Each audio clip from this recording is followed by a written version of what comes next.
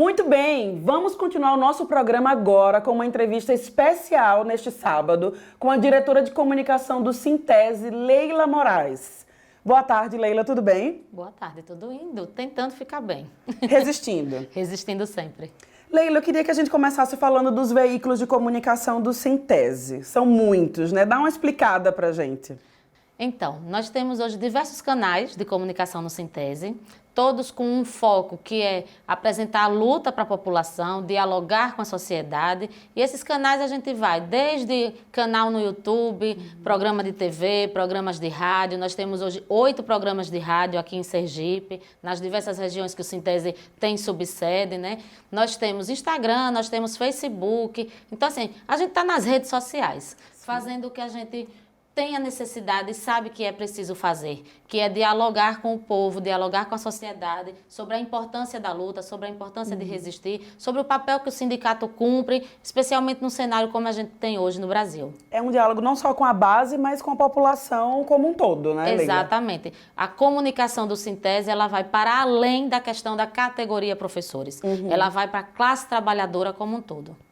Joia. Vamos falar um pouquinho de política e educação? Bora lá. Como é que você está vendo, Leila, os desgovernos com a educação no governo Bolsonaro? Minha nossa. Falar de educação no atual governo federal de Bolsonaro, com corte de recursos para a educação superior, mas também para programas ligados ao Fundo de Desenvolvimento da Educação, ligados à questão da alimentação escolar, ligados ao transporte escolar, aos recursos que chegam nas nossas escolas, é uma tragédia. Né? Educação para o governo Bolsonaro é uma pauta inimiga. Toda vez que ele vai fazer qualquer recorte no setor da educação, ele chama de contingenciamento, né? Mas na verdade é corte. É cortar para não investir, porque educação não é gasto, educação é investimento. Então, a política de Bolsonaro, e aí a gente tem que pensar, ele atende a alguém nessa política. O que para nós é um desmonte, o que para nós é um desgoverno, na verdade, ele está cumprindo o plano de governo ao qual ele se propõe, que é o processo de privatização da educação pública. A gente não pode tirar isso do foco. Sim. A gente não pode deixar de compreender que a política nacional da educação, ela está inserida num contexto muito mais amplo que retrata um cenário global e um cenário na América Latina de privatização da educação pública. Às vezes as pessoas não conseguem compreender, porque quando a gente fala da escola privada, é como se fosse aquela escola que o estudante paga para estudar.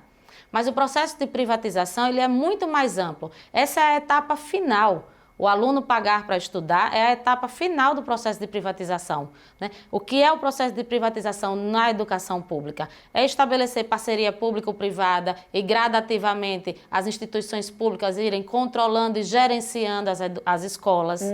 É você estabelecer compra de material e pacotes instrucionais para as escolas, desviando o dinheiro do recurso público para setores privados. Então, tudo isso tem a ver com o processo de privatização da educação. E aí a gente precisa entender, o governo Bolsonaro, ele atende a um projeto, ele atende a uma proposta, a um modelo de sociedade.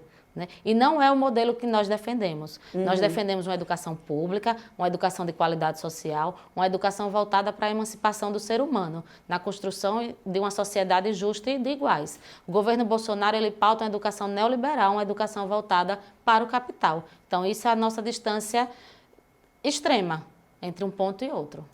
Bom, Leila, a cidade está repleta de outdoors, chamando a atenção da população para Sergipe para o fato do não reajuste do piso dos professores, né? Isso. Pelo governador Belivaldo Chagas. O aumento é mínimo, pouco mais de 4%. E a pergunta é a seguinte, o governo não reajusta porque não tem dinheiro ou porque não tem vontade? Nós já viemos fazendo esse debate, né?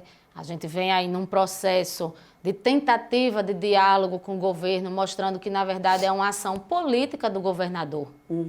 Nós temos um reajuste previsto de 4,17%, que deveria ser dado à nossa categoria desde janeiro de 2019, como prevê a lei do piso. Né? Temos aí um percentual dos mais baixos dos últimos anos, relacionados ao reajuste, mas, infelizmente, falta para o governo de Sergipe vontade política. Sim. Porque estudos, né, comprovam, através do DIEESE, o nosso sindicato também já fez levantamento, e através da própria documentação oficial do governo nos portais da transparência e em outros sites que o governo disponibiliza, já foi comprovado que houve na receita corrente líquida do Estado um crescimento de mais de 500 milhões de reais de 2018 para 2019. Sim. Então, aonde está sendo investido esse dinheiro? Aonde o governo do Estado está usando esse recurso? Ele precisa responder, ele precisa mostrar. Leila, muito obrigada pela entrevista. Eu sei que você prefere ficar nos bastidores, mas volte sempre que quiser, porque a casa é sua. Eu que agradeço sempre a oportunidade de estar aqui. Bem, vamos assistir agora ao nosso quadro O Direito é Seu.